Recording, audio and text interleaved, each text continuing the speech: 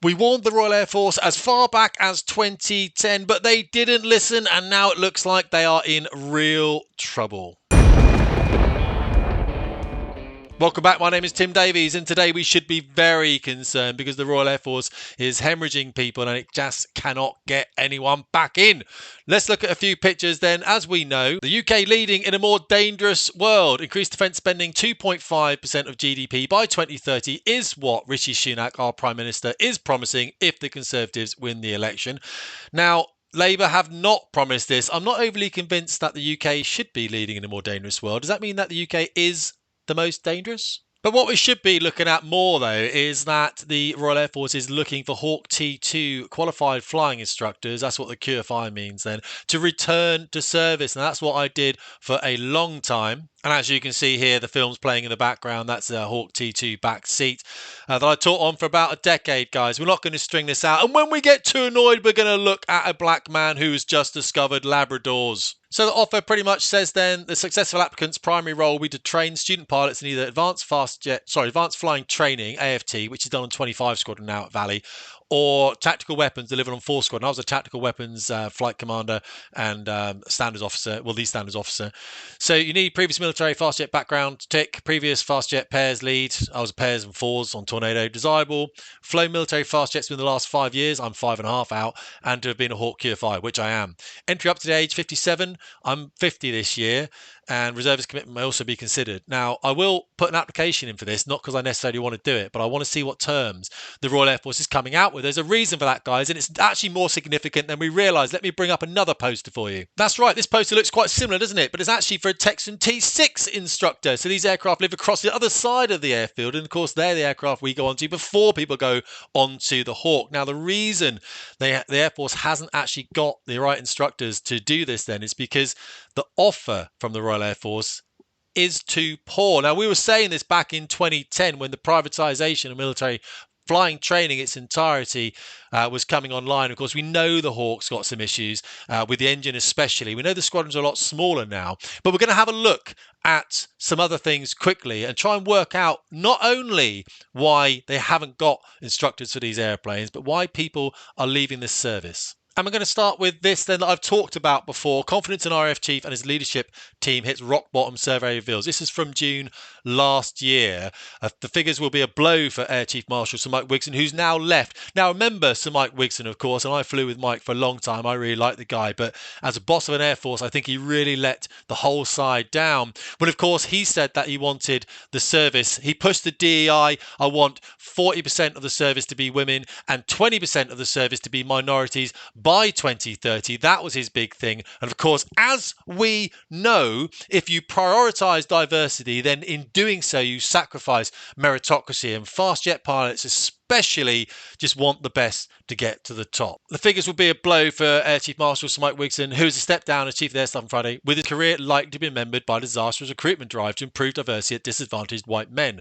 That is a fact. Deborah goes into all sorts of stuff here, guys. I don't want to go through the article, but one of the things I do want you to see here is confidence in the head of the Royal Air Force and his leadership team has halved in the previous 2 years to its lowest ever level. And aviators are at the least happy since the record began, a survey has revealed. Now, aviators are called, anyone in the service now is called an aviator if you're in the Royal Air Force. But look, the actual figure we want to look at is here, where it says the Ministry of Defence Continuous Attitude Survey of Military Personnel across the 3 armed services, a key benchmark of morale, found a mere 18% of aviators, i.e. everyone in the Royal Air Force, 18% had confidence in the senior leadership in the Royal Air Force in 2023, down from 36. My goodness me, that is absolutely crippling. That's half. And it says overall satisfaction with life in the RAF has plummeted 9% points to 37% from a year ago. I mean, the whole thing is an absolute mess, guys. We were warning about this from a very, very long time ago. And one thing we really want to talk about is satisfaction with service life and pay. And I really want to concentrate on that pay because I've done some maths here. But before we get irate, guys,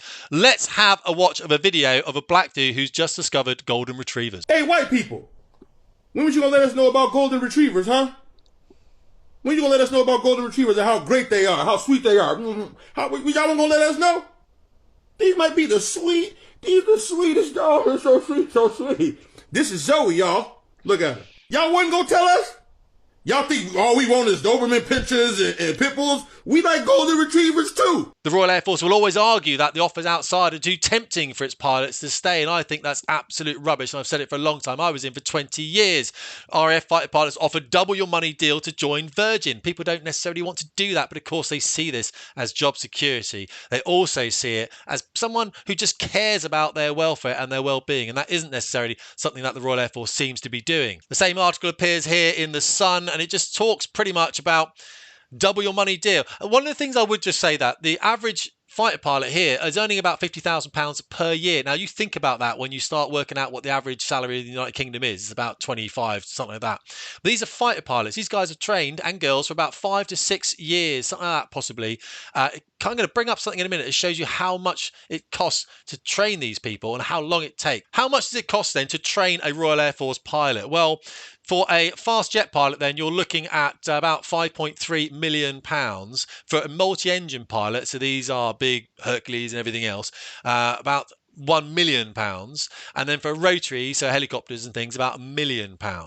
Now, if you think about the amount of cost that it takes to actually train up a fast jet pilot, then get them back as an instructor, one thing we said is, I think they employed PricewaterhouseCoopers and said, how can we retain our fast jet pilots? And PwC said, well, how much does it take to train them?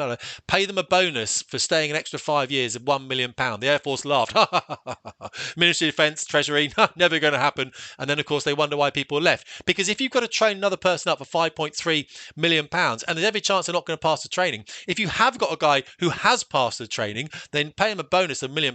Of course, the truth is the rest of the service would see that as ridiculous, and of course it is. But I'm just saying it was a thing they could have done, and they never did, and they wonder why they haven't got any pilots anymore. So I chatted to ChatGPT, and I spoke to it about when we had the 0% pay increase for 2 years from 2010 to 2012, and then we had another 6 years of 1% pay increase, and I left after that. I left mid-2018.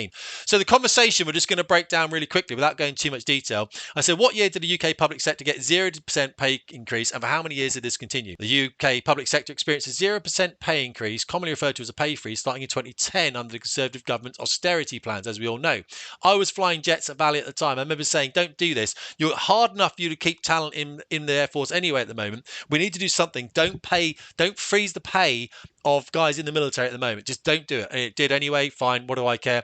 What do I know? Policy was implemented as part of the austerity measures introduced by the coalition government before it became the Conservative government to address the budget deficit caused by Labour. How much below inflation was this? And in real terms, how much worse off was the average public sector worker for this policy? In short, to summarise, it significantly lagged behind inflation, leading to real-term decrease in wages for many public sector workers.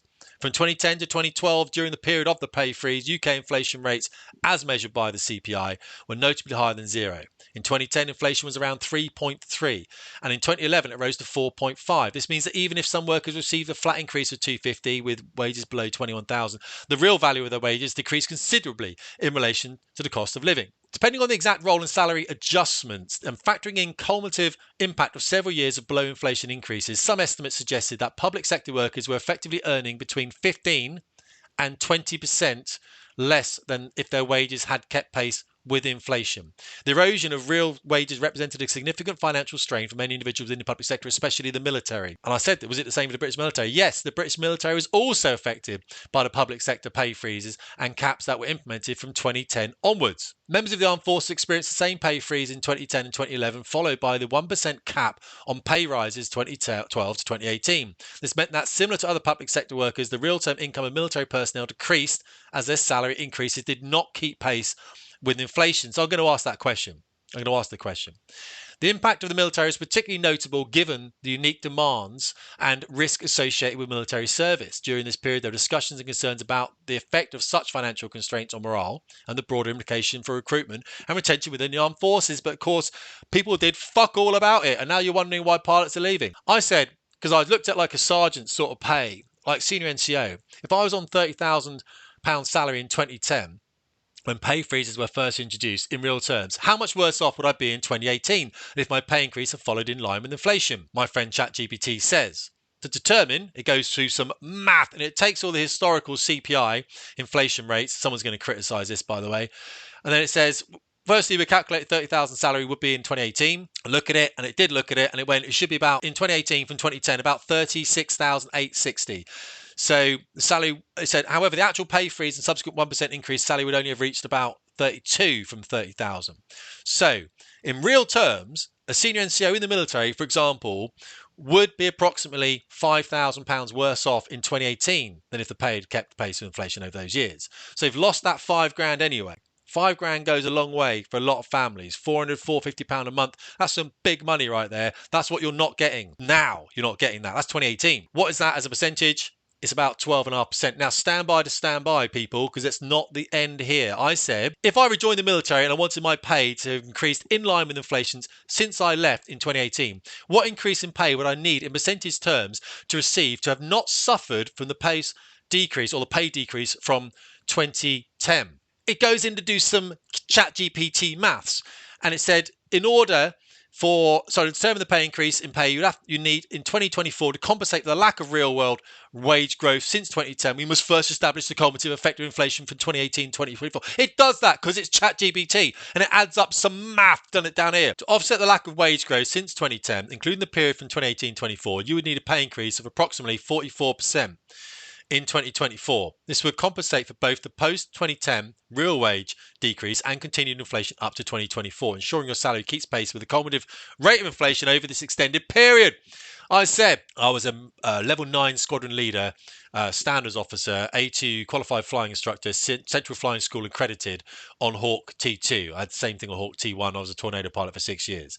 So I've been in for 20 years, guys. I was a squadron leader with, as I said, 9 years seniority. So I was on 75 grand when I left in 2018. If I left the military on 75 grand in 2018, 20 years fast jet instructor, and the military wants me to offer a job in 24, hello recruitment. Yeah, I'm thinking about coming back, mate. What's up? What's up with that? Oh, that D&I stuff, mate. Yeah, don't worry about it. It's just, me and Big Mike having some massive rows, innit? What salary would I need to receive to make up for the loss in earnings from pay for not keeping up with inflation since 2010? To make up for the loss in earnings from pay not keeping up with inflation since 2010, you would need to receive a salary of approximately £108,200 if you rejoin the military in 2024. This reflects the necessary adjustments to compensate for the cumulative inflation effect over that period. In short, happy to come back. I need 110 grand. Or take me for 2 days a week, whatever. I'll give the Air Force a call, because the truth is, as much as I hate to say it, we cannot have a weak military in the UK. I'm not money orientated, but I need to eat. I don't particularly want to get in a jet again, but I can run the Sims. I can do things. I run a business back here, guys. I'm not bleating about it, but you can see the effect, hopefully, from this video, real world, that the British government has had on people in the military. People are suffering, not only from housing, but from poor pay. Morale is low in the military. I've proved that now. 18% approve of the boss or the ex-boss of the military. It's not on. It's not acceptable. People are not joining. And this is what happens. You ask for people to come back and to train your pilots because you fucked it, and we told you fucked it, and you didn't listen. Now, eventually, someone's going to have to put their hands in their pockets. Tim Davies, Fast Jet Performance.